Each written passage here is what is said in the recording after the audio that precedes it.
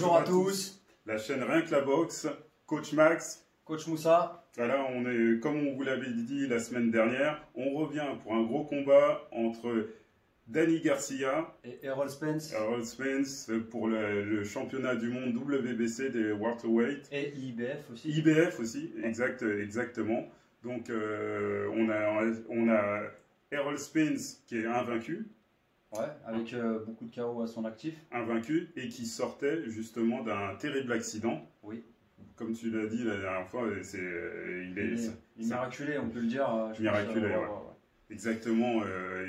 C'est carrément le fait de ne pas porter sa ceinture qui l'a sauvé, pour te dire. Incroyable. Incroyable. Donc, son dernier combat, c'était contre Sean Porter. Wow. C'était un gros combat. Donc, c'est vrai qu'on s'est étonné qu'il fasse directement face à Danny Garcia, qui est un top 5 des welterweight. Ouais. Danny Garcia qui n'a simplement que 2 défaites contre Sean Porter et contre Keith Thurman, tous deux des champions aussi, qui ont porté la WBC. Donc c'était un combat très très intéressant et on allait voir est-ce que Errol Spence sortir de cet accident, on pouvait se poser des questions sur son état physique. Est-ce qu'il pourrait revenir à ce niveau-là? Ouais, c'était des choses qui... C'était incertain, c'était en tout cas très très incertain pour lui. Mais bon, il était quand même, malgré tout ça, il était quand même favori, mais peut-être à un degré moindre. Donc, ce combat, il a eu lieu à Arlington, dans le Texas, c'était la région de chez Errol Spence. Donc c'est dans un stade, je pense que ça doit être un stade de football américain, et devant 16 000 personnes. Malgré les restrictions. Tout à fait.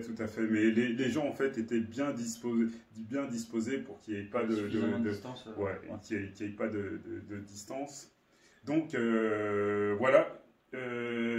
Juste avant ce combat, il y a eu je vais faire une petite parenthèse sur un boxeur à suivre qui s'appelle Sébastien Fundora. Ah oui, le grand. Voilà, qui est très très atypique, c'est-à-dire qu'il fait 2 mètres et il est dans la catégorie Super Walter, ça veut dire moins de 70 kilos, et il n'a que 23 ans, c'est quelqu'un à suivre. Mais bon, voilà. Retournons à notre combat, qui a été un très bon combat, je trouve. Ouais, très disputé des deux côtés. Belle opposition de style, dans le sens où c'était Garcia droitier et Spence gaucher. Donc on avait cette opposition gaucher-droitier intéressante toujours. Et puis cette bataille un petit peu invisible des pieds, qu'on ne voit pas forcément, mais voilà, on en parlera. On en a déjà parlé entre Kell Brook et Crawford. Voilà, on en avait déjà parlé. Ça avait été, à mon avis, déterminant pour l'issue du combat. Et là, c'est vrai, c'était des Crawford, lui, il change de garde. Donc il y a ça. Là, on a un vrai gaucher. Voilà. En la personne de Errol Spence, c'est un vrai gaucher. Donc, il n'y a pas eu de round d'observation pour moi. Ils sont rentrés dans du sujet tout de suite. Surtout Spence qui a voulu imposer sa taille, son physique à Garcia. Moi j'ai trouvé que en tout cas au début de combat, ça a été Garcia qui a beaucoup... Errol Spence qui a beaucoup gêné Garcia. Grâce à son jab et sa pression, et la pression qu'il mettait. Il met beaucoup de pression alors qu'il est plus grand. Et ça, c'est à noter. Quand on est plus grand, on n'est pas forcément obligé de boxer en reculant finalement. On peut le voir avec Spence, il le fait très bien. Après, le fait qu'il soit gaucher, ça l'aide beaucoup parce qu'il se déporte toujours en sortant de l'axe et du coup, il ne prend pas les bras arrière. Ah, tout à fait. Et moi, direct, comme tu l'as noté tout à l'heure, moi, je regardais les pieds. La bataille qu'il y avait avec les pieds. Et au début, en tout cas, après, j'ai plus trop fait attention. Je trouvais que justement, en fait, le fait que Spence soit à l'intérieur, ça ne le gênait pas tant que ça à l'intérieur du pied pied de Garcia. Oui, et oui. Garcia, il en a pas, lui, il n'en a pas profité. Ouais. Bah, disons que quand tu as le pied à l'intérieur, tu peux mettre ton jab plus facilement. Quand tu as le pied à l'extérieur, tu peux mettre ton bras arrière plus facilement. Mais on en reparlera dans les tutos. Et par contre, c'est Garcia qui utilisait beaucoup son bras arrière. Son bras arrière, et parfois il le doublait en Mhm. bas, en haut. D'ailleurs, à un moment donné, il a mis un bras arrière à Spence, un petit peu sorti de l'espace. Spence, il l'a évité au dernier moment, réflexe de X-Men, j'ai envie de dire. C'était chaud quand j'ai vu ça. J'ai dit wow. Ouais, ça m'a fait rappeler un petit peu les esquives de Golovkin. Golovkin aussi, j'ai déjà vu faire. En fait, c'est quand vous êtes surpris par un coup et vous n'avez pas forcément les mains hautes et vous n'avez pas le temps de faire des esquives. Simplement, vous faites un geste, en fait, un geste, voilà, d'accompagner le coup. Et ça, c'est instinctif, il faut avoir des réflexes. Je dirais que ça se travaille même pas, ces choses-là. Bah, ça se travaille à force de boxer, en fait. Je pense que ça vient à force de boxer, mais oui, je pense qu'il y a une part, comme tu dis, d'instinct. Voilà, c'est clair. Ouais, ouais. Alors, personnellement, j'ai vu Errol Spence gagner à peu près, pour moi, hein. Mais je rappelle, c'est des combats, c'est des rounds qui ont été assez serrés. Il a gagné clairement le combat. Ouais. Après, sur le nombre de rounds qui lui a été donné, etc., je ne sais pas exactement. Mais il y a eu des rounds serrés.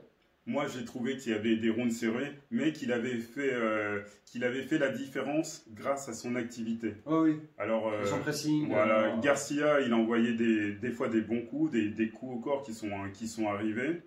Mais il lui a manqué de coups. Il lui a manqué des de coups. débit. Ouais, il n'a pas eu assez de débit. C'était un peu flagrant. Et puis Spence, il a une garde vraiment très très hermétique. Finalement, il ne prend pas énormément de coups, hein, Spence. Certes, ouais. Alors, malgré son pressing, il arrive à rester hermétique en se déportant toujours un petit peu, en sortant de l'axe. Après, c'est vrai qu'à partir du 8e round, j'ai senti Garcia. Alors, je ne sais pas si c'est Garcia qui a commencé à avancer plus, à prendre plus le combat en main, ou si c'est Spence qui a eu peut-être une baisse de régime, mais j'ai trouvé que vraiment, entre le 8e et le 10e round, que Garcia il commençait à prendre le contrôle du match. Ça aussi.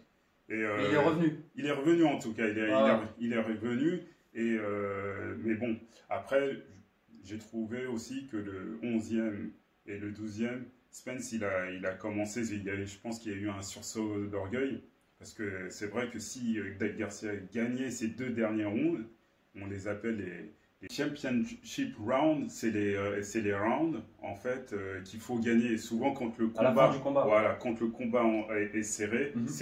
On appelle le 11e et le 12e round, c'est des rounds décisifs pour influencer les juges. Voilà, pour influencer.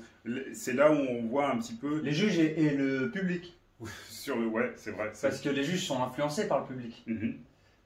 Bon, là en ce moment avec le Covid, il y a moins de public, donc forcément. Là, il y avait du public. Mais là, il y en avait. Là, il y avait du public. Donc, après, on a vu Garcia qui s'est réveillé un petit peu tard sur la fin du 11e, alors que Spence avait dominé les 11e et 12e. Lui, il s'est réveillé sur la fin du 12e round. Il était un peu trop tard, Danny. Après, Spence, il a fait vraiment un gros combat. Pour un combat de retour, c'est incroyable. Faut pas l'oublier qu'il est sorti. On savait. En tout cas, il a levé des doutes qu'on pouvait avoir logiquement. Et maintenant, on attend, parce que ça, on peut en parler un petit peu. On attend le Spence Crawford.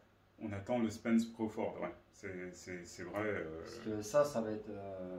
Je pense que de ce combat-là sortira le pound for pound, c'est possible. C'est très possible. Mais nous, on va se retrouver tout de suite pour l'analyse technique de Garcia et de Errol Spence. Sur les choses, on va revenir sur deux techniques ou deux enchaînements qu'ils ont fait pendant le combat qui sont à noter. On vous retrouve tout de suite. Nous revoilà pour un petit tuto technique. Donc notre ami Moussa va vous faire une petite démonstration des combinaisons un petit peu fétiches de nos deux boxeurs Errol Spence et Danny Garcia. Donc on va commencer par Errol Spence qui est gaucher. Donc c'est parti. Donc Moussa se met en gaucher, c'est-à-dire le pied droit devant. Voilà. Donc tu te mets en garde. Il a une garde très haute. Hein. Donc Spence a toujours une garde très haute, très hermétique, bien couverte. Et il écarte. Et les appuis bien écartés. Ouais, bien écartés. Là. Donc monte tes mains. Donc là il est protégé là et là. Ok. Une fois doucement, 1, 4, doucement.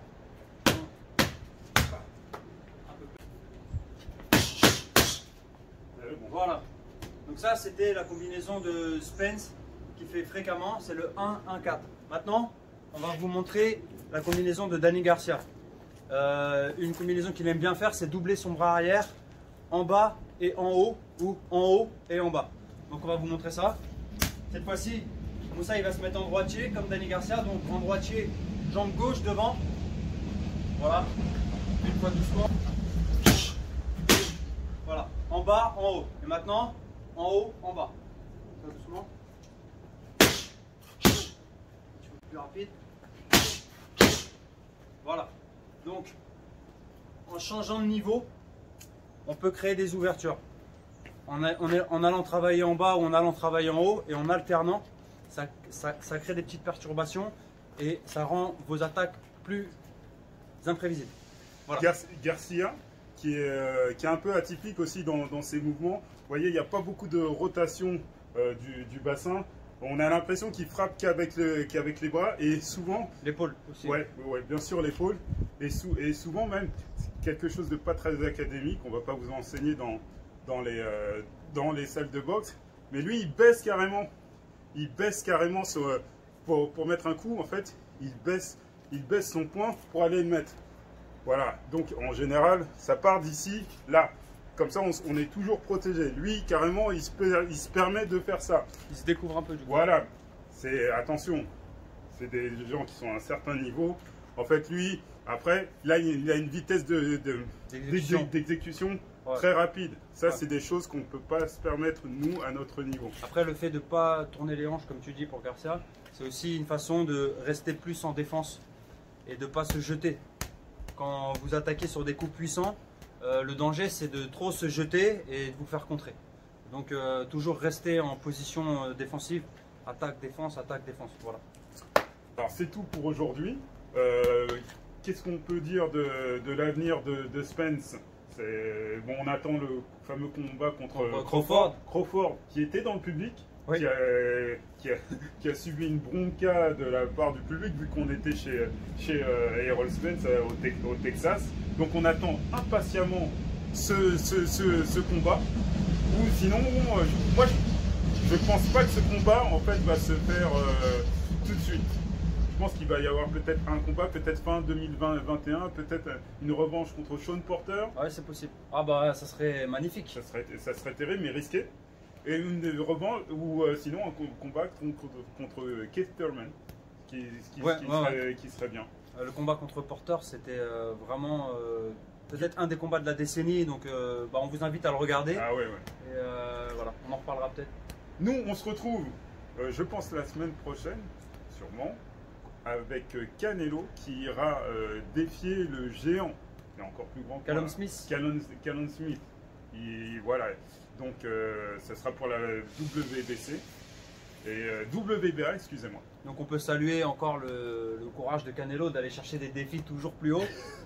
Mais là, il est vraiment haut. Et je pense qu'il devra travailler au corps, Callum Smith. Donc, c'est la même chose, hein, toujours avec les grands, c'est toujours la même stratégie. Des accès pour pouvoir rentrer, travailler en bas pour pouvoir remonter en haut. Voilà, en bas, en haut, en haut, en bas. Pour éviter le jab de Callum Smith. Ouais, c'est ça. Très très grand. Ça va être, c'est pas facile. Hein. Ouais. On peut saluer d'ailleurs le courage de Canelo d'aller toujours relever des nouveaux défis et de se fixer des challenges. Ouais. En tout cas, on vous retrouve la semaine prochaine. N'hésitez pas à partager, à commenter, à cliquer bien sûr sur le pouce bleu. Et n'hésitez pas à cliquer sur la petite cloche, ça vous avertira sur les nouvelles vidéos. Et n'hésitez pas à vous abonner, ça va nous donner la force et ça va nous motiver pour continuer. Allez, ciao, ciao.